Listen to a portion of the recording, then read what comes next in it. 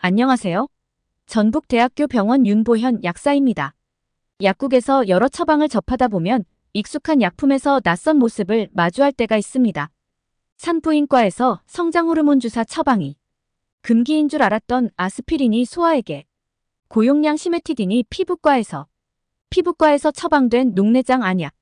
이 시간에는 이처럼 익숙한 의약품의 오프라벨 사용에 대해서 알아보도록 하겠습니다. 먼저 당뇨치료제로 잘 알고 있는 메트폴민입니다.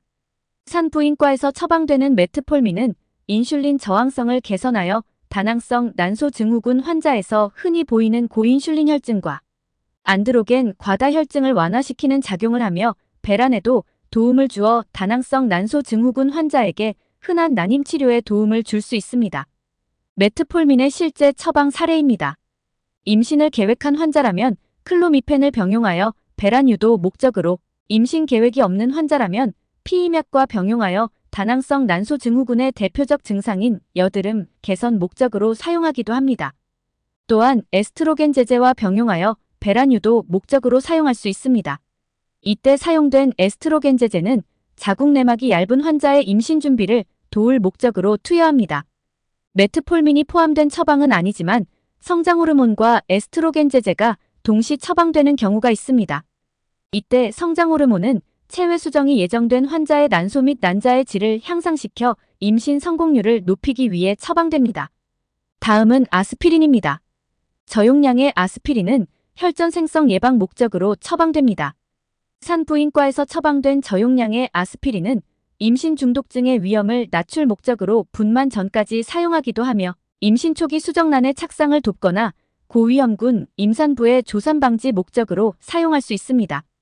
처방 사례를 보시면 처방된 여러 약제 중 아스피린은 면역 조절로 임신의 가능성을 증가시킬 목적으로, 프레드니솔론은 반복적으로 체외 수정에 실패한 경우 항체 반응을 예방할 목적으로, 저분자 헤파린 주사는 혈액순환을 개선하여 착상에 도움을 줄 목적으로 처방하는 경우가 있으니 참고하시면 좋을 것 같습니다.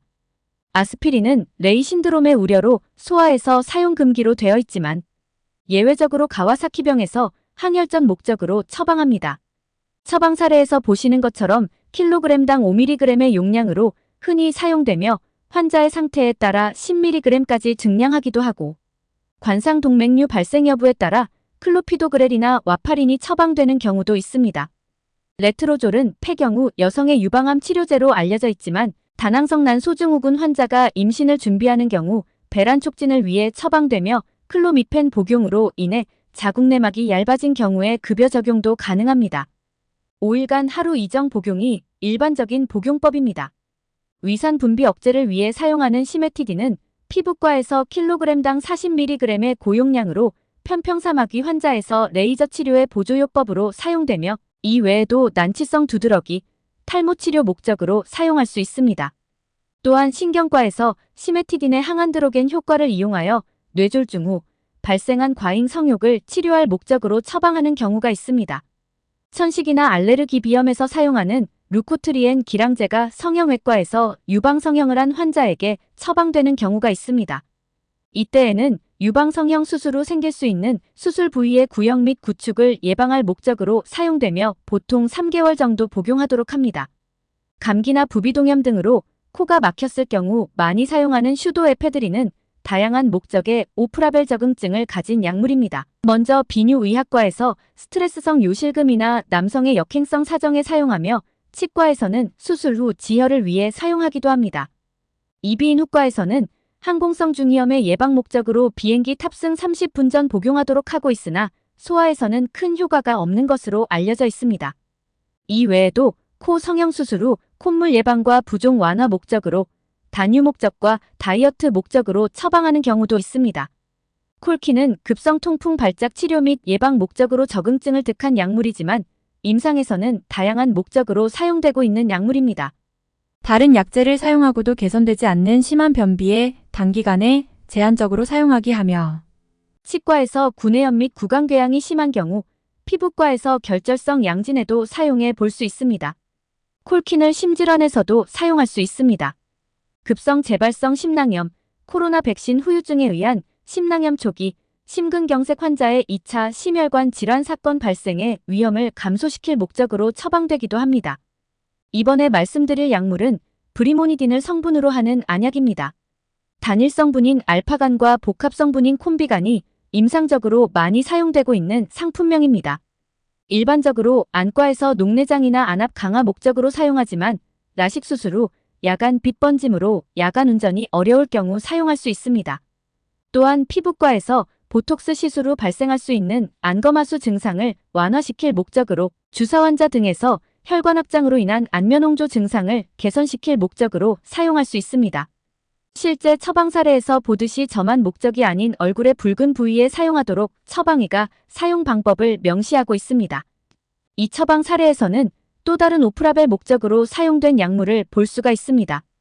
프로프라놀롤과 에스시탈로프람도 안면홍조를 개선하기 위해 사용되며 에스시탈로프람 대신 다른 SSRI 계열의 약물도 사용 가능합니다. 아세틸시스테인에 대해서 알아보겠습니다. 임상에서 기관지염이나 천식 등에서 가래 배출을 도와줄 목적으로 사용하고 있습니다. 조영제 유발 신독성의 우려가 있는 환자를 대상으로 신보호 목적으로 조영제 사용 전후 각 2회씩 사용하며 소아 탈모 환자 중 발모벽으로 인한 탈모에 사용 시 효과가 있다는 임상적 보고도 있습니다. 트라넥 3사는 지혈 목적 외에 피부과에서 기미를 개선할 목적으로 사용하는 경우가 꽤 있습니다. 복용과 휴약을 반복해야 하는 특징을 가지며 복용 중단 시 재발이 빈번한 단점이 있는 약물입니다. 처방 사례에서 볼 수 있는 것처럼 트라넥 3산을 기미 및 홍조에도 사용할 수 있지만 피부 손상이나 염증성 피부염 후에 발생하는 색소 침착에도 사용해 볼 수 있습니다. 위장 보호 목적으로 사용하는 미소프로스톨은 산부인과에서 심한 산후출혈 시 옥시토신 사용 후 2차 약제로 사용하기도 하며 질내로 투여하여 임신 중절을 유도할 목적으로 사용할 수 있습니다. 또한 질내로 투여하여 분만 유도 목적으로 사용할 수 있지만 정상분만보다는 자궁 내 태아 사망 시에 유도분만 목적으로 사용하는 것으로 선호하는 경향이 있습니다. 마지막 약물은 클로나제팜입니다. 클로나제팜은 정신과에서 뇌전증이나 공황장애 등에 사용하는 약물입니다.